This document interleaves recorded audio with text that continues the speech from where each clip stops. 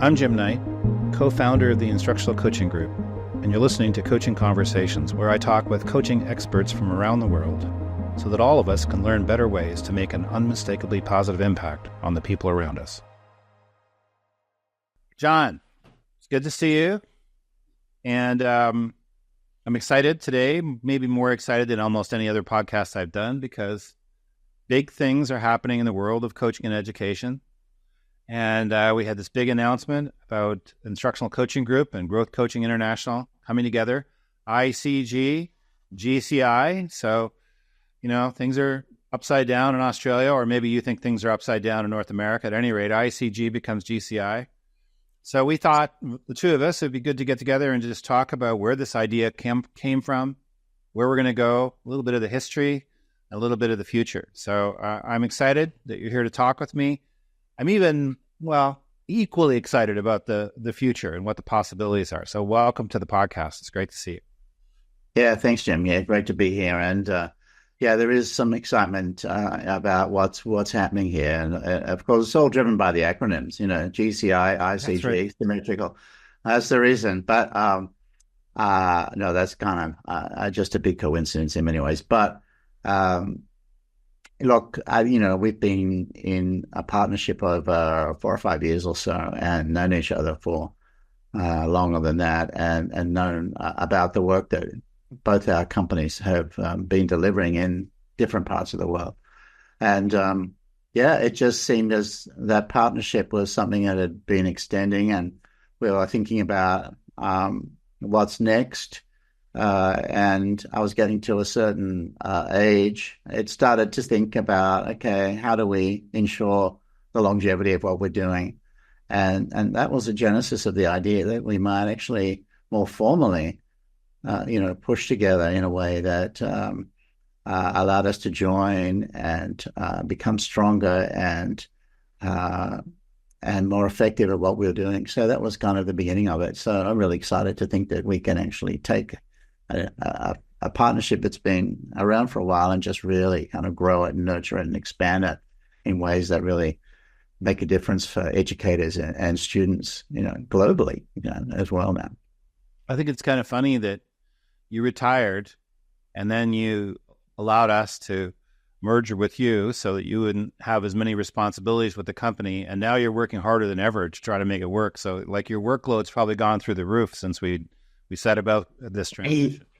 Yeah, that's changed, and I'm loving it, really. I mean, I think because there's just so many opportunities and there's so much energy out of what all our people bring to this. And so there's a sense of excitement. And I think, the last few years with COVID and post-COVID have been different and had their struggles.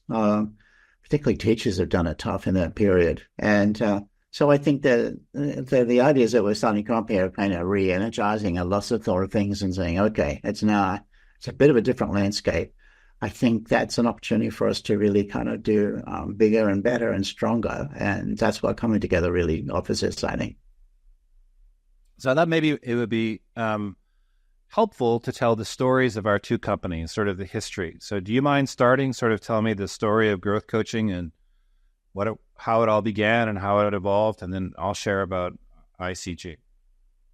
Right. Well, the original company was Australian Growth Company, and that was founded by a woman called Mandy O'Brien, who started that just about 80 months before I actually joined with her. My previous company that I was doing consulting work.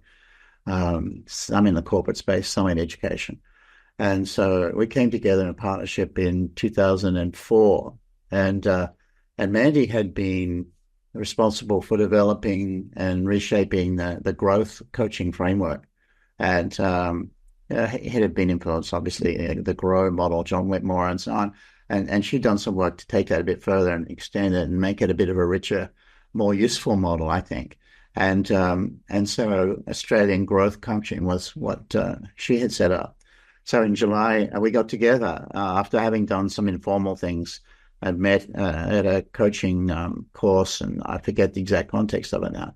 And within Equity, there was just three of us sitting around a kitchen table in northern Sydney, thinking, let's bring our forces together. And we quite quickly grew, and still doing a bit of stuff in some financial services and with some pharmaceutical companies. And Ed had a corporate background. And Mandy's background was in professional learning for educators and being a very successful principal. And we started to really see some great things happening. We developed the idea of the coaching accreditation program that came way back in 2005. And that's been a foundation program for us right through the years and still now. And we do it online, and we'll maybe talk about that a little bit more later. And then the global financial crisis kind of hit, whenever it was, the whole 2008 thing. And we suddenly said, hey, look, financial services companies have got their minds on other things. And we've been doing more and more in education. We said, let's just concentrate on that. And so that was what we did. And from about 2008, we've just been working exclusively with educators, when it previously been maybe 60% of our work. And so all our programs then got targeted towards education, and mainly we were working with with leaders, faculty heads, stage leaders, and people who had other people reporting to them. So it was a leadership sort of space that we're really occupying. And around about that time, I think Instructional Coaching the original book came out about 2006. Yep. Is that right? Yeah. So we were aware of that as well. And that was something we were starting to think about. And how do we offer some things in this space? And we did some thinking about peer-based coaching or collegiate coaching, I think we called it back then. But it was on our horizon. And but our work was pretty much in the school leader, administrator space, doing what we'd done a little bit from the corporate area and using coaching as a real leadership development thing. And that was sort of what was happening here. And we got opportunities to work in New Zealand as well. And it was around about that time we saw the more potential for international work, and we switched the name to GCI at that point to take the Australian bit out. That was a bit provincial. So and then sadly Mandy got ill and passed away quite quickly after she was diagnosed with a serious illness. That was a real crisis for us. She was such a pivotal figure in the early days. And so we had to find our way out of that. This is now 2010, consolidating education space, losing a key person who was a main contact in that area. But the team kind of came together in an amazing way and forged a real kind of platform of resilience and commitment and determination to maintain what we were doing as a way of honoring Mandy's work. And that was quite pivotal for us back at that time. So then we started to win some bigger contracts, and the company grew further and further, and probably 400% growth across the next 6 or 8 years. Then we started to talk with you a bit more around about that time, and we're starting to think about opportunities in other aspects of coaching and education, and we're really attracted to your work with teachers. And that was the sort of beginnings of those conversations. And then met up with Christian Van Nieuwburg, and that was a really pivotal time for us as well. Around about 2012, started to talk about opportunities in the UK and looking more broadly internationally. And so they were kind of pivotal times back then. Leading up to the mid 2016, 17 period and so on. And then COVID hit, and that made an impact for all of us.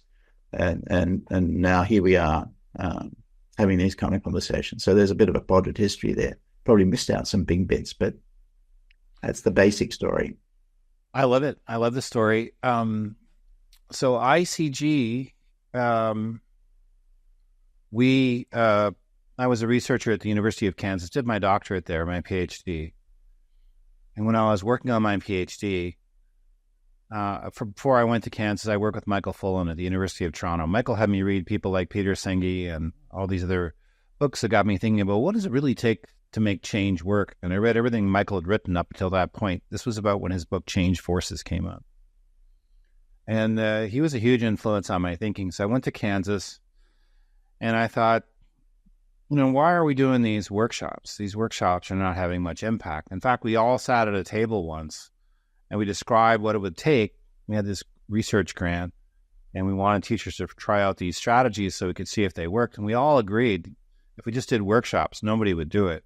So how do we get these things in the hands of teachers? And initially, I used the term a learning consultant, and I used the metaphor of a translator. I remember sitting at a table in a restaurant, the Eldridge Hotel in Lawrence, with a bunch of researchers, and they all said, nobody's going to do it. You're crazy to invest your time on this. And I said, well, I can't think of any other way to make it work, so I'm going to keep going until I can find a more efficient way. And then I wrote a little paper in 1998 about this idea of a professional developer as a translator of practices, making something from the world of research fit in the world of the classroom. 1999, we got a lot of funding for Gear Up, and we built into it these ideas, but we didn't like the word learning consultant. We thought consultant was too hierarchical, so we shifted to instructional collaborator. And then I wrote a paper in 2004, I think, 2004. Well, I would have written it in 2003, but it came out in 2004.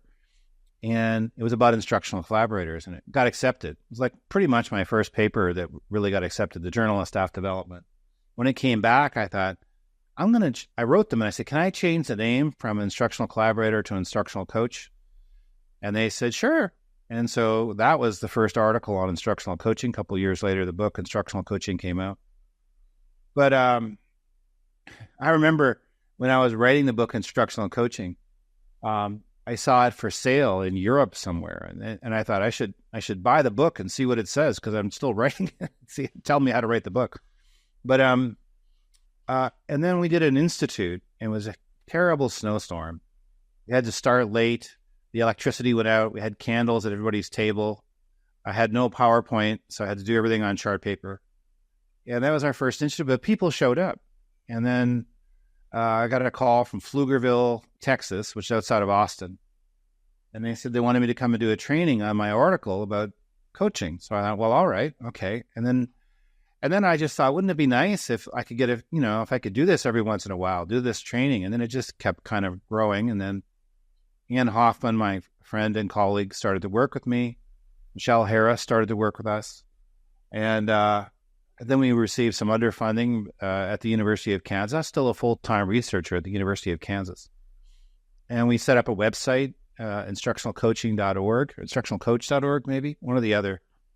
And it started to get all kinds of traction, and then I kept writing other books, and things kept growing. And then we went from essentially just me part-time presenting to we had 3 full-time consultants, and then we kept expanding. We hired people, and we became a full-on company. And then now we have an office space and all these things. But one thing that happened is a Christian was at a conference in England. They scheduled a conference. It was the first educational coaching conference in England. And Jonathan Passmore asked Michael Fullen to write an article for a book, a chapter for a book for him. And Michael sent me he said, you should write this thing about coaching. I don't know about coaching. I know about change. Maybe you should write it. So I wrote this article, sent it to Jonathan Passmore. He didn't put it in his book, but he said, but we're going to do one on education. And actually, we're going to have a conference on coaching and education. Do you want to come? So I came to the conference. So John Whitmore was the keynoter, but Susie Green was there. And Christian Van Nieuwerburg was there. So that's where I met Christian. That's where I met Susie from Sydney. And then Susie invited me to Sydney to present at a positive psychology conference. And that's how I got to meet you and got to know growth coaching. And it all kind of evolved from there. But there's a few little things like that one conference in England is how I got to know a Christian and how I got to know growth coaching. And had I not been at that conference, who knows? You never know. It's what you in Australia would call a sliding door moment for sure, is what was happening there. There were a few of those. Yeah. And I forgot to mention how influential the work of Tony Grant was for us as well. At the University of Sydney, he was the guy who started the first masters in coaching psychology anywhere. And it's been going over 25 years now. And that was run by Professor Tony Grant. And, we got to meet him in that conference we ran here in pre-COVID 2019. He was great. But he's been a really influential figure in, executive coaching space. More research stuff come out of the University of Sydney than just about anywhere else.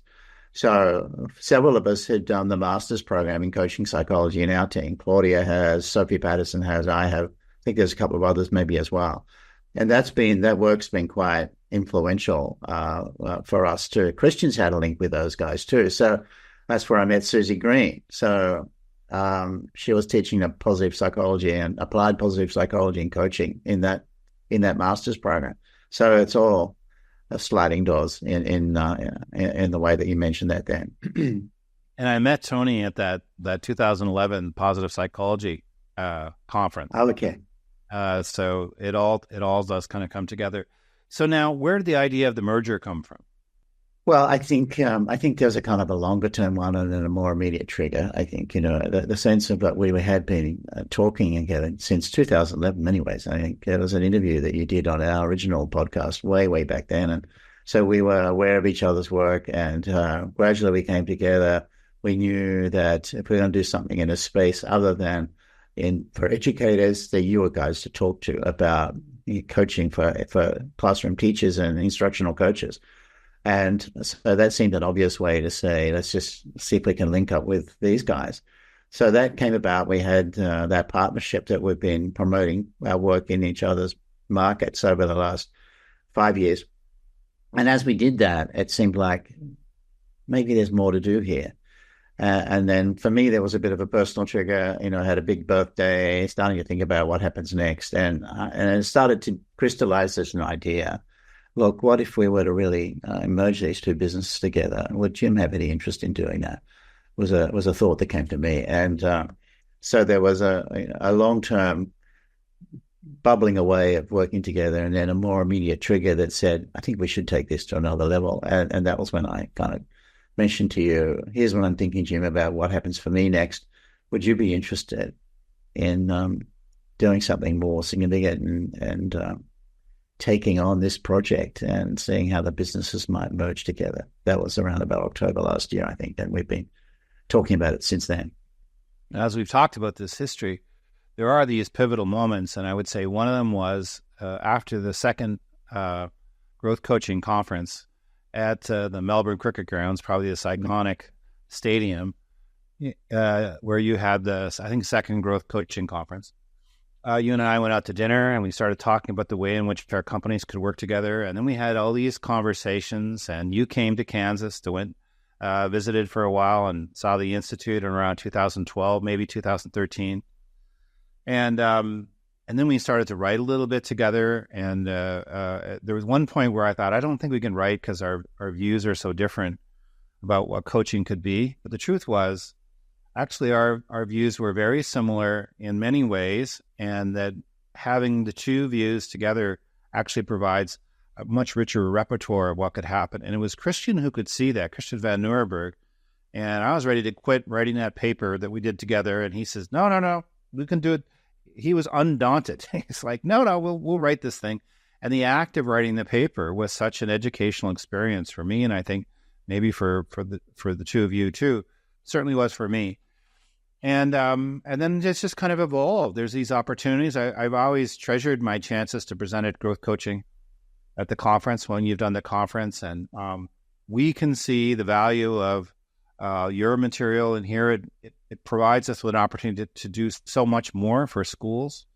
So as it evolved, and now I just feel like the opportunity to make a difference in kids' lives is so much richer now. And I'm wondering, as you look at this work, could you share a little bit about what growth coaching does that we don't do?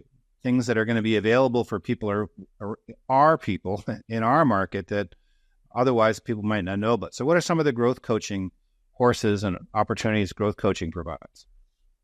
Well, our focus from our beginnings, which was in the kind of executive coaching space, have been always focused more towards leaders. And so administrators, principals, system leaders, faculty heads, and so on, they've been the folks that we've tended to work with mostly. And so our programs were designed just to help leaders in schools use a coaching approach in the way they led.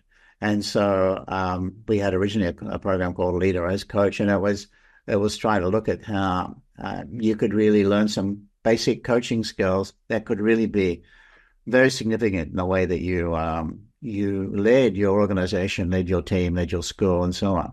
And so it was a coaching approach to leadership development, if that makes sense.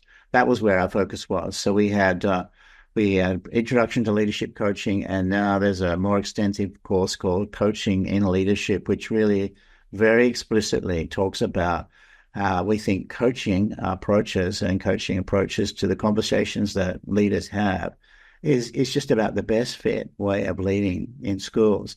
And so we've really developed that much more fully. We've plugged into some other research and extended those early kind of courses into that much more comprehensive coaching and leadership program. We also had folks who wanted to get better as coaches, school principals who were maybe thinking, what do they do next when they maybe retired or moved on? And so some of the early attraction to our work was school principals who are thinking about what was their next stage of their career. And so they wanted some coach training. They saw coaching other principals and still contributing to education as a big thing they wanted to do. So our coaching our coaching accreditation program became a really pivotal program from about 2005, and it's been nurtured and deepened and broadened and enriched by what we've learned over that time. So that coaching accreditation program is now linked in with EMCC Global, European Mentoring and Coaching Council accredits that, and we have it's a kind of industry recognized program now as well. So that program is a really standard one and available now, and that's online. So we've really pushed that into the online space, and Christian leads that with Claudia, and we have 2 cohorts a year of that, and they're from all over the world. That's an exciting program now, the way that works. And then programs, Introduction to Leadership Coaching, Coaching in Leadership, 2 programs specifically aimed at helping leaders develop a coaching approach to the way they lead. And they're really well grounded and been well received here. And so we've run, we're looking at, we've had like about 160,000 principals and participants through our programs over the last decade or so. And so it's really been quite a big thing in Australia. And most schools in Australia would have heard of what we do.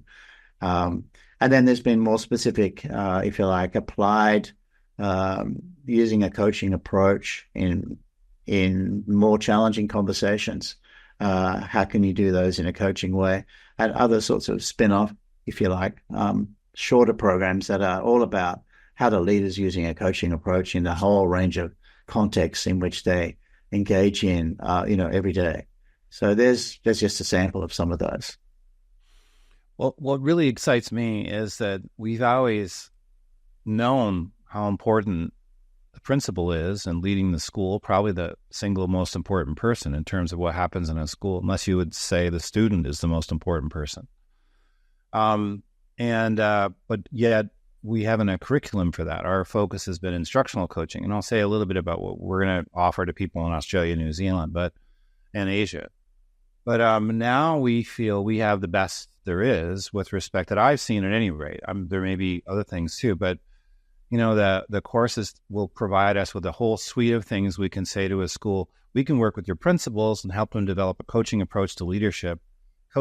Leadership doesn't just have to be directive. There are times to be directive, but there are other times to take a coaching approach. And there are other times to take a dialogical approach. And we can help you with all of those things, with all the courses you offer, a coaching accreditation program, taking it even deeper, which I think we'll start offering in October here for people who want to become an accredited coach. Yeah. So we're really excited about that. And then we feel that the work we have will help. I know growth coaching is doing more and more instructional coaching, but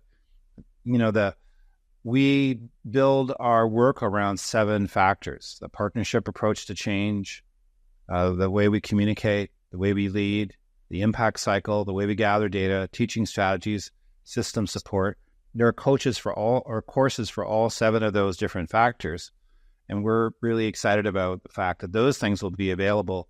And no matter where you live, you'll have a chance to do both those things. I mean, if it was in the United Kingdom or somewhere in Europe, we can get there in a few hours. If it's somewhere in Asia, your folk can get there in a few hours. So the world really has access to this content, both in terms of doing it online, whether it's the CAP program here or the Virtual Coaching Institute in Australia, or people coming to present and share the ideas wherever your school is. So I am excited about the fact that we have this broad array of things to help work. But I mean, with your work, we can work on peer coaching, what you call reciprocal coaching. We can work on helping students learn how to coach each other. There's a whole curriculum for that.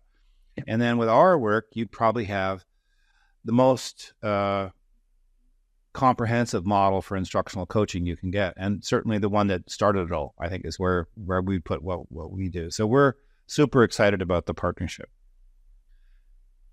How would you sum up what you're thinking about this partnership right now, John, now that we've gotten to this point? I think energized and excited by the possibilities, Jim. I think the more we talk, even in the last 6 months, few months even, since things really started to gather some pace, it's become clear to me that the way we start to think together will shape the whole way we start to think about coaching and education in some different ways. And I think that's exciting. I do like the opportunities that getting larger with more resources brings in terms of writing more things, supporting more research in this field. It's still quite a young area, and I'm involved in a little bit with the work I'm doing at Creighton as well. So I'm excited about that. But so publications, research, a really kind of an interesting way of integrating the whole way that, we've been thinking about this a little bit more separately as we've operated separate companies. There's a whole different mindset we can bring to this now as we've joined together that allows us to think across the field in ways that are maybe a little bit different than the way we thought in the past, simply because of that different perspective we're bringing now. I think that opens up some real possibilities. I know there's lots of creative people in both our organizations. I'm looking forward to seeing how they start to think and bring what they've learned to how the organization grows and what we can offer and how we can do things better for educators and for students. So lots of possibilities. And there's a bit of, shifting of the way things have been with professional learning in schools. COVID was kind of dramatic in its impact in different ways. I think there's opportunities to rethink and respond to some of those challenges that I think offer lots of options, and that's exciting. I'd say the word that comes to mind first is grateful. Really grateful for the people in both organizations. We have really people I admire and respect and I'm inspired by, in both companies. And part of the draw for me in making this happen was just that we would get to work with some people I really respect from your team. And I know when they get to know our team, they're going to be blown away by our team. So I'm also grateful for the fact that this is a group of people that come together for moral reasons. It's not a let's just make more money kind of thing. Mostly, let's keep the boat floating is probably where we are. But ICG is a B Corp. We've gone out of our way to be certified as a company that's a force for good. I know that's the driving force behind GCI. And I think when you got a group of people together, even though they're scattered around the world, but when they can see, together, what we're doing is we're improving the lives of children. How cool is that?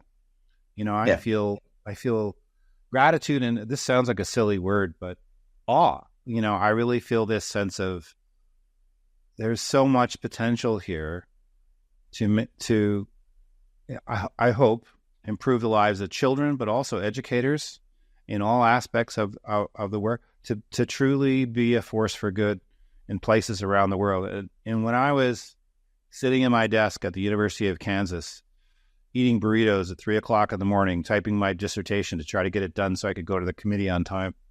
It never occurred to me that I have the chance to work with people like my team and your team. I'm really grateful. That's the dominant thing. Yeah, exactly, Jim. So it's terrific. Looking forward to what comes next. It's going to be fun. John, thanks so much. Thanks for joining me. And if people want to reach out to our different websites, Instructional Coaching Group is just instructionalcoaching.com, and Growth Coaching, what's the website, John? Sure I get it right? Yeah, growthcoaching.com.au. All right, there you go. Thanks, John. Okay. Bye for now, Jim.